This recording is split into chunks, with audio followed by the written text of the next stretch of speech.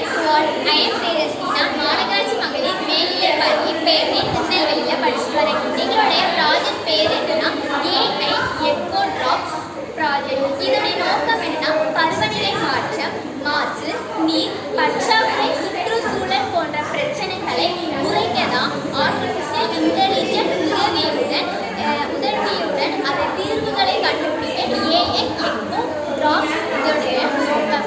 இப்போ இதுக்காண்டி நாங்கள் எப்படி பண்ணோம், அது எப்படி எங்களுக்கு சிந்தனை வந்துச்சு அப்படின்னா, இப்போ பாவனாசு மலையிலேருந்து நம்ம அந்த மலையிலேருந்து தண்ணி வருது. அந்த மலை கீழே தண்ணி வரும்போது அது அப்படியே மாசடையாமையே தண்ணி போது கண்டிப்பாக அந்த ஊர் இல்லாட்டி அந்த வீடு வச்சுக்கோங்க. இப்போ அந்த வீட்டிலேருந்து வரக்கூடிய கழிவுகள், குப்பைகள், வேஸ்டேஜ் எல்லாமே அந்த தண்ணியில் கலந்து ஒரு மாசம் அடைஞ்சு தான் அந்த தண்ணி அசுத்தமாக தான் அந்த தண்ணீர் வருது.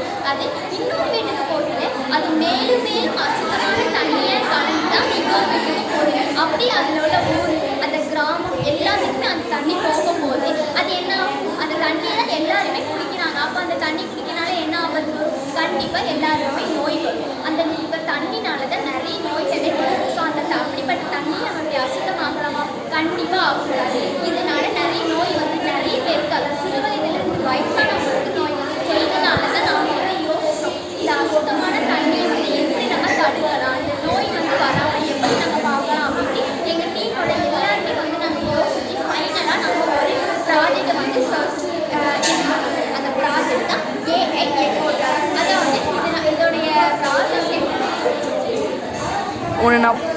இதோடைய யூசஸ் என்னன்னா, அதாவது ஒரு வீட்லையும் தண்ணி போகும் பார்த்தீங்களா, அதிலோடைய அந்த கனெக்ஷனில் வந்து நாங்கள் ஒரு சென்சாரை ஜாயின் பண்ணுவோம். அந்த சென்சார் என்ன பண்ணுன்னா, இப்போ இந்த வீட்டில் தான் அந்த மாசு அடையுது தண்ணி, அதாவது குப்பைகள் வந்து அந்த அசுத்தமாக இந்த வீட்டில் தான் அது அடையுது அப்படின்னு சொல்லி அந்த கிராமத்தில் அந்த சிட்டி எதுவாக இருந்தாலும் அதோடைய ஹெட் ஆஃபீஸ், அதாவது அதோடைய அப்படி இல்லாட்டி அந்த ஊர் பஞ்சாயத்துக்கு வந்து நோட்டிஃபிகேஷன் போகும். அது ஆட்டோமேட்டிக்காகவே அந்த அட்ரஸோடைய அனுப்பிடும். ஸோ அந்த அட்ரஸ்க்கு இவங்க ஒரு நோட்டிஃபிகேஷன் அனுப்புவாங்க. என்னன்னா, இப்படி உங்களுடைய வீட்டில் தான் வந்து அந்த அசுத்தமான தண்ணி வந்து வருது, அதாவது குப்பைகள் கலந்து கொஞ்சம் மாசு அடைந்தால் இன்னொரு வீட்டுக்கு போகையில் அது ரொம்ப மாசு அடையுது. ஸோ இதை நீங்கள் கொஞ்சம் வந்து பார்த்து தடுக்கணும் அப்படின்னு சொல்லிட்டு வரும். பட் அவங்க அது கேர்லெஸ்ஸாக எடுத்துட்டாங்க அப்படின்னா என்ன ஆகும் அப்படின்னா, அவங்களுக்கு வந்து ஆட்டோமேட்டிக்காகவே ஃபைன், அதாவது அபராதம் போடுவாங்க. இந்த அபராதம் ஐடியா எங்களுக்கு எப்படி வந்துச்சுன்னா, இப்போ ஒரு வீடு அபராதம் கட்டினாங்க அப்படின்னா தான் அது அடுத்த வீடு போகையில் அவங்க கண்டிப்பாக கவனிப்பாங்க, அதாவது யோசிப்பாங்க, நம்ம ஏன் அபராதம் கட்டணும், அந்த தண்ணியை நாமளும் தான் குடிக்கணும், அந்த அசுத்தமான தண்ணியை நாமளும் தான் குடிக்கணும். ஸோ குடிக்கிறதுனால நமக்கும் நிறைய நோய்கள் வரும். ஸோ இந்த தண்ணியை வந்து நம்ம தடுக்கணும், அதாவது அசுத்தமான தண்ணியை நம்ம தடுக்கணும். அப்படின்னா இந்த குப்பைகள், அதுக்குள்ள கழிவுகள், இது எல்லாமே ரீசைக்கிள், அதாவது அந்த ரீசைக்கிள் செய்து அதை வந்து நம்ம ஃப்ரெஷ் வாட்டராக வந்து ஆக்கணும் அப்படிங்கிற எண்ணம் வந்து அவங்களுக்கு வந்துச்சு.